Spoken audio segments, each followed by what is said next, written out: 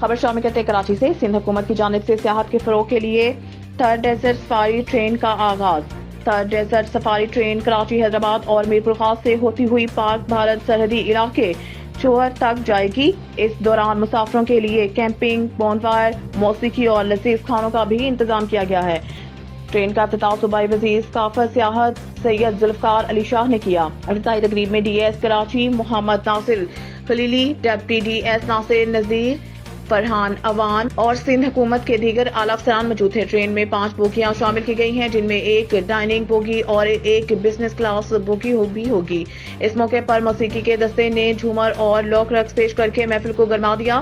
وزیر ثقافت سیاحت سید ذوالفقار علی شاہ نے کہا کہ third desert safari train Sindh کے سیاحت اور ثقافت کے فروغ میں ایک انقلابی قدم ہے، جو ملکی اور غیر ملکی سیاحوں کو تھر کی خوبصورتی، روایات اور تاریخی مقامات سے روشناس کرائے گا۔